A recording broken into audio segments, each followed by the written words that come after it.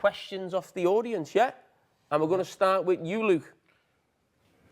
Here I am.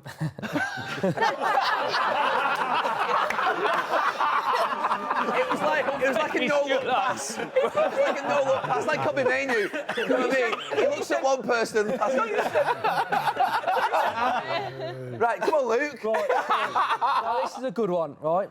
If Southgate has to pick between Tony or Watkins, which one goes to the Euros in the summer? Tony. No. Yes. Yeah, watching Come on. Tony. Amongst those, what would be, I'd call them sort of floating, brilliant players like Foden and Bellingham and Mainu. I have to say, I thought him up front, holding his position, he's wise, he looked calm, he was controlled.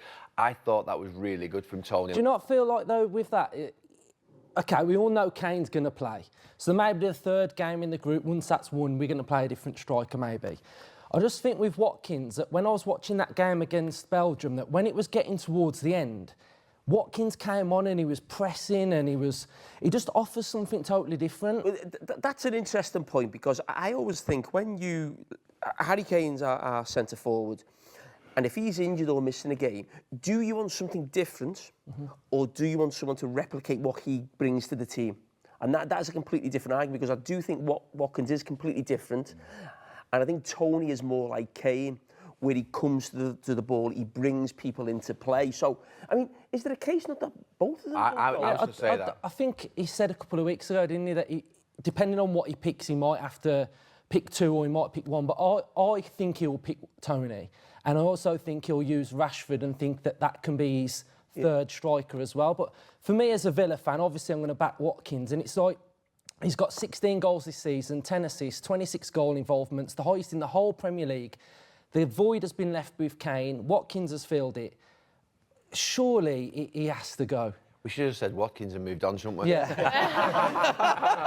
Well, let's Ollie Watkins. move on.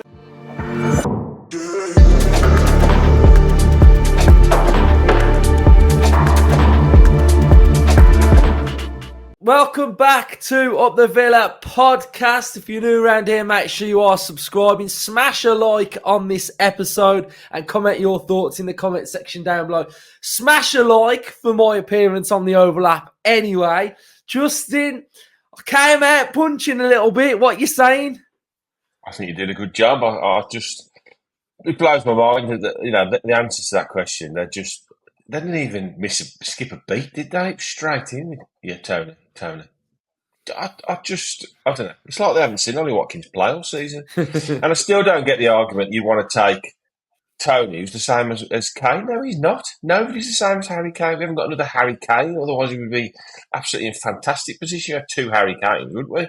He's not half a player, Harry Kane. He's no, for me, you take Ollie Watkins. And in fact, for me, you don't take Rashford, you take all three of them. I've said this before. You take all three. You take all three like you take three goalkeepers. Because if you get a big injury to a keeper, you've still got two. If Harry Kane breaks his leg, God forbid, in the first game, and you've got one of the striker, you're in trouble, aren't you? So you take three strikers, you get rid of one of the attacking midfielders, which we've got absolutely ruckloads of, and that would be Rashford, because he's not in good form. He hasn't had a good season. And you take the rest of them that will, supplement our strikers. So, yeah. I'm glad somebody was talking sense on the overlap anyway. Thanks. Really weird though. When I was at Man City in the concourse, this steward came up to me, Man City steward. He's like, "Are you that Villa fan off the overlap?" And I was like, "Oh my god, this is getting too weird now." I get. Are you that? It's you off TikTok. I had that quite a bit as well. So yeah, you Otamendi, that's the other one. Yeah, that's the other one. I never knew Otamendi was a Villa fan. The new one now is that Carvajal that's from Real Madrid. I'm getting that a little bit as well. But I can see that one, to be fair. Right, let's talk about the football then. Right, so big game at the weekend, Villa v Brentford. We've seen Unai's resting of players ready for this maybe and ready for Thursday next week. I'm looking forward to the game, as I always am. And I feel like with the games coming up at home now, pretty much every single one of them is must win. You know that phrase like must win. I'm always very like when people say this is a must win. This is in like December. I'm never really like one of them that understand that. But now we've got 7 games to go in the business end of the season. We are in must win every game territory, I think. I just think that's where we're at the minute, really.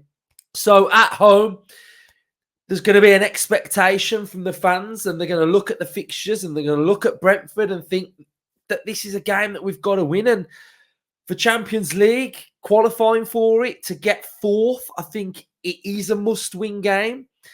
That will pose problems for us, I think, because they're a good team, they're a decent team, they're a hard-working team.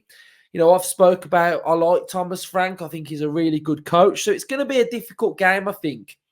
But it's one that we've got to come out the blocks quickly and impose our style and identity. And I think the big thing that's sort of got me thinking we're going to win this is John McGinn's back. Justin, how you feeling about Villa and Brentford? Yeah, I think it's like you say. It's in looking at the 7 games we've got left. The 4 home games are basically critical to finishing in the top 4 now. I think we've got to pick maximum points up in at least 3 of them. So I'm looking at Brentford, Bournemouth, Chelsea. I think they're going to win them 3. The Liverpool game is going to be a tough one because it's the second to last game of the season. They're obviously going for the title and they're a very good side. So that's a difficult home game for us. I think we're capable of winning it, you know, no question there. But yeah, I think you've got to, you know, for the first time, I think this season and since Emery took over, I do think he looked past the Man City game to the game on Saturday. And I think that's the prudent thing to do. I think you have to take each individual game on its merits. And last night, we were missing half a team anyway. We then lost Martinez in the warm-up through illness. And he'd made the decision to rest, if you like, Torres and Tielemans. Yes, Bailey was left out, but I always felt that him and Diaby would share that role last night anyway, regardless of all the other team selections. So I think he definitely had an eye on the game on Brentford on Saturday because I think he sees, like we all do, the massive importance of a home game against a team that are struggling. You know, haven't won in 8, lost 5 of those, not scoring goals. So it's a huge opportunity for us to put yet another 3-point big marker down, which then would leave us with 6 games left. It's just mad how quickly this season is coming to its climax there. And we are still in 4th place. You know, we're still in pole position. We've got rid of one of the difficult games now, City away. I think we just draw a line under that and we move on. I don't think we need to talk about it anymore. And we move on to an eminently winnable game, providing everybody's fit who we think is going to be fit. I think there's still a big question mark over Ollie Watkins. I think there's a chance he could maybe make the bench, possibly start, depending on the severity of this this hamstring strain, I think it was. But I wouldn't rush him back because I think with injuries like that, muscle injuries, if you're not 100% right when you play, he could easily, his hamstring could go, and that could be it for the rest of the season. He could be out for 2 months, and that's us done for the rest of the season. So I think we've got to be very careful with him. I think we can win the game without him. I think Duran showed enough last night that you know he's a finisher, he's a nuisance, and with everybody else backing and around him, the huge one is obviously McGinn. I think it's something we should be looking forward to and absolutely front foot going for him and hopefully a good, comfortable win. You know, a couple of goals more than them, and that would help the goal difference side of it as well. Yeah, definitely. I agree with all of it. And something that I think it's very easy to overlook when you're actually going through a season is what happens like next year and what happens with the development of some of the players that we've got. At the minute, we're all very tunnel vision, Champions League, this season, 23-24 season, and that's all we're thinking about. But against Man City, I don't really want to go on about it too much, but there were 4 players that I thought, when I think about it, I think they're actually quite young, and they're actually not the finished article, and they're actually some of them, the future of our team going forward in the next 2 or 3 years. And they might not put in a standout performance, but you can start to see little snippets in their game of what they're about. And with that little sprinkle of Unai Emery Stardust and that little bit of coaching, nurturing, education, they're going to become better and better players. And the four that I'm talking about, Morgan Rogers, John Duran, I'm talking about Timmy Rabuna, and that's 3 of them. And I'm also talking about Diaby as well, that we're only in our first season with Diaby, and the best's going to come out of him. So, when I'm looking at Rodgers, and I think he's the one that's sort of getting the most minutes at the minute, what are you starting to see with Rodgers that you like? I think the last 2 games, really, I think we've seen the culmination of a run in the side and a player that's confidence levels are lifting all the time. And I thought it was really funny when he said, I think it was come out that the manager says you're a championship player to him as a bit of tongue in cheek, because I think that's shade to go on, son. You show me you're a Premier League footballer, and it's all about feeling of belonging for young players to coming through. From when I first started watching Villa, young kids come through all the time, and we hear about them. We obviously go a lot to the reserves and 21s to see them, and there's lots of really, really fine footballers there.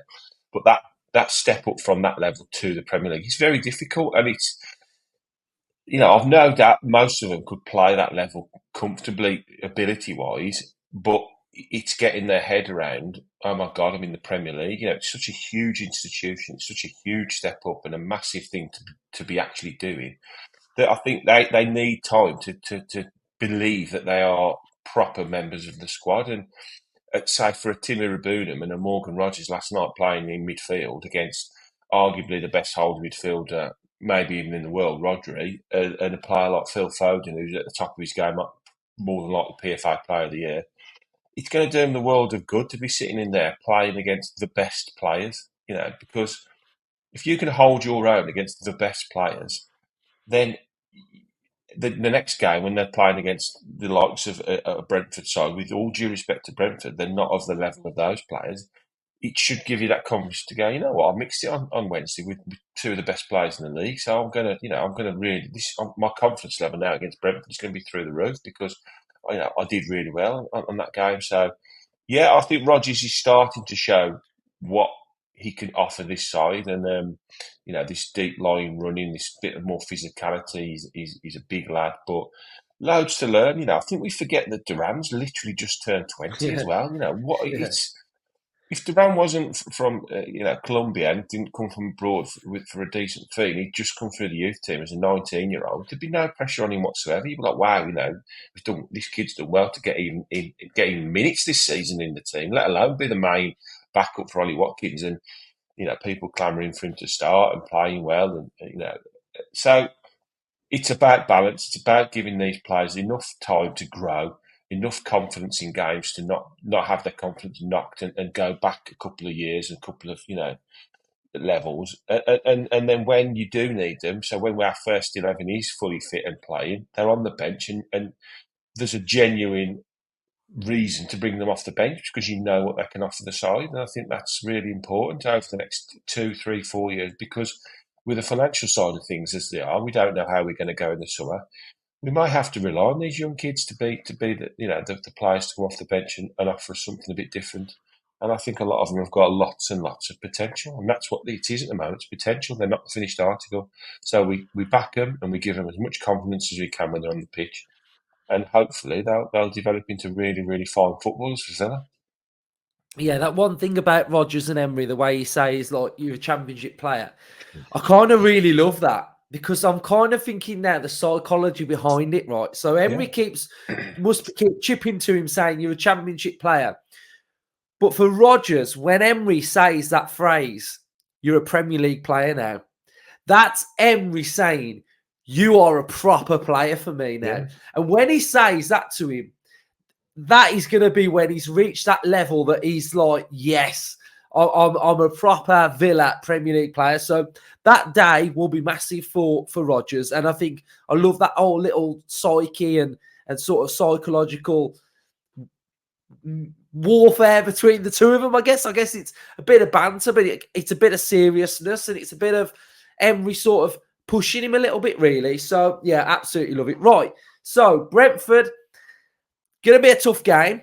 We're gonna just have a little look at how they set up against Brighton the other night. It was 0-0. Now here we have Brentford's team in the red, and this is their average positions from that game. So I've used that as a base to take a look at how I feel like that's going to go against Villa as well. And I think we're better than Brighton. And I think we are a little bit more clinical than Brighton. And we've got that little bit more zip about us at the minute. And we've got that air of control.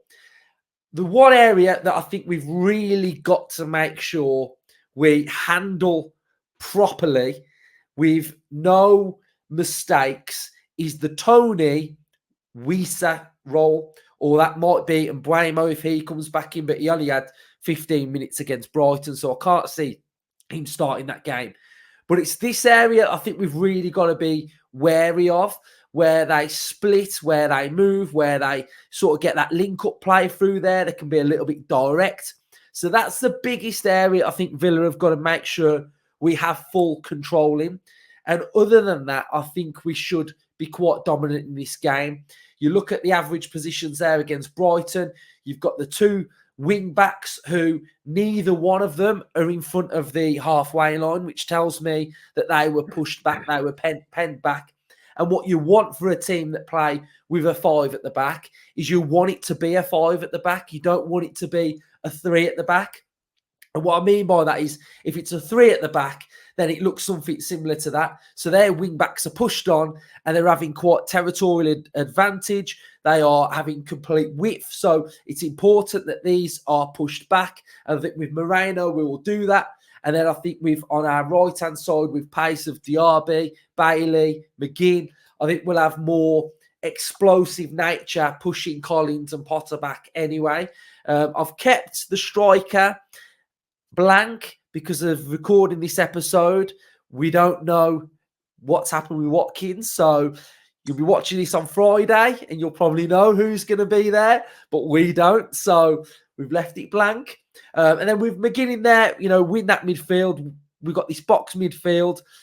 I think Tielemans is going to play. Justin, taking a look at that, what are your overall thoughts?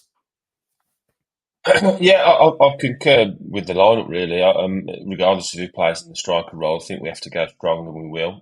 I think the Diaby, Bailey, Tielemans, whoever it is up front, is probably the key to this game, because if they do play 5 at the back, it's important we keep them penned back. It's important we keep their back 5 occupied and we don't let them break. We don't let them get any kind of success down the flanks, and we don't let them get anything into Tony, because he is a threat.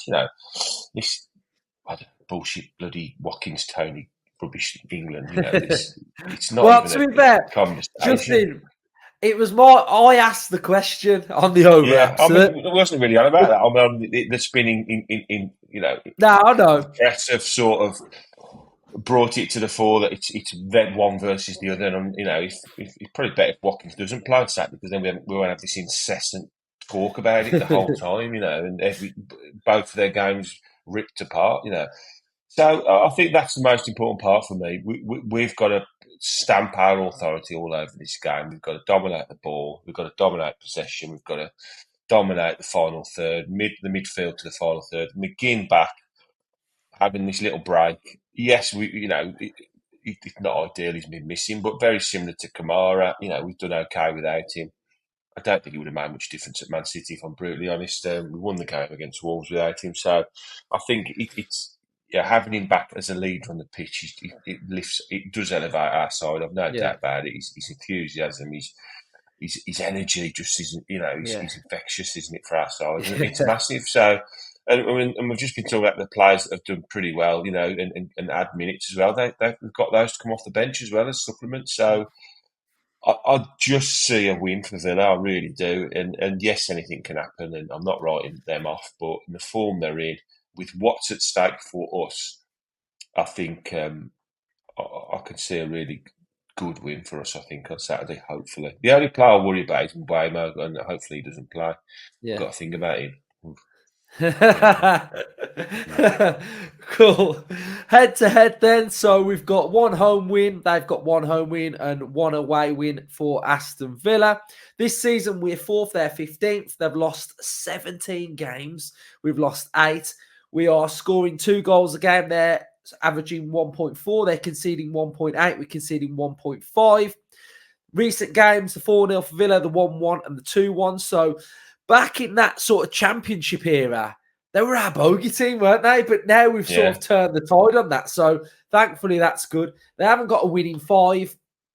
As he's looking okay-ish. Is it in 8? 8 games, So we've haven't got won. They've lost 5 out of 8. Yeah, well, yeah, I'm not going to say anything. Right, No. so we've got the blue is where we've got the blue is where Villa have complete control in games. The grey contested areas. The red is where the opposition have most of the ball against Aston Villa. And for Brentford, what colour do we think this is going to be? Red. Oh, I haven't got it. I have. It's red. It's red. So, yeah, we should dominate the game on possession, and you can see. I think that's basically what I was saying about dominating the ball in those red areas. That's where we have to be really, really on top, and that's where they've come unstuck this season. They've allowed opposition teams to dominate the ball in basically the key areas of the pitch, the wide areas and the centre circle. If you've got ball dominance there, and yeah, you're in big trouble, aren't you, as a team? And you can see that in the league table how much they've struggled this season. Yeah, you can see that their style is fast and direct. So they're in the mould of West Ham, Forest, Everton, but not as good, slightly slower. So those are all of my little slides from that. And then we'll just have a little look at some of the other numbers from them this season. So we've got big chances per game. They're at 2.8. We have got, what other little metric stats have we got? Passes. So they're averaging 44.1% possession, 76.4% passing accuracy, 86 in their own half, 63 in the opposition half. They've had 5 clean sheets. They are getting, this is quite cool, tackles per game, 18.4. That's it's very sort of, what's the word I'm looking for? Random. They've got 22.8 clearances per game, which seems quite a lot, doesn't it, that? It shows they're under pressure a lot, doesn't it? Yeah, ball recoveries per game, 56.6. Errors leading to a shot 7. Yeah. So there you can see here as well, you've got their sort of that 8 games that you're saying, Justin. Should we have a little look at who their main players are then this season? So their main best player so far is their goalkeeper, Christ, 7.40. Then we've got Mbeumo, Flecken, Pinnock, 7.11, Tony, 7.10. Let's have a look at how many goals they got. Mbeumo's got 7, Visa's got 7, Maupai's got 6, Tony's got 4. Let's have a look at the combined. Yeah, so Mbeumo's got their biggest numbers. So, if he plays, he's who we've got to watch out for. So this is SofaScore. You can get it for free. I'll put the link in the description. You can have a good little mooch around all this. Their away form isn't great either. So their away form, they're 16th in the Premier League with just 3 wins, 1 draw and 11 defeats. They have scored 17 goals and conceded 25, and they've got 10 points. So, Justin, how's this game going to go? How's it going to pan out then? Villa win? Yes, I think we win the game. I think, as I said earlier, with everything at stake and the players that we've got, hopefully very well rested for this game, the key players for this game, sold out Villa Park once again, Saturday afternoon, 3:00 kickoff. There's only one result coming for me. I have got a little interesting question for you, and this is a quandary. I saw this on Twitter earlier. Okay. Douglas Luiz is 1 yellow card away from a 2-match ban. And now it resets after the game against Brentford on Saturday. So after that, it's clear. I think I know the answer to this question. does he get risked in this game, bearing in mind that he would miss Arsenal away and then Bournemouth at home if he gets a yellow?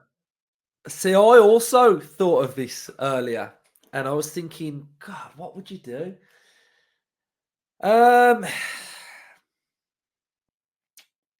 Because he has got, as we saw last night, he's got this little tendency to dangle a leg out at the edge of the box.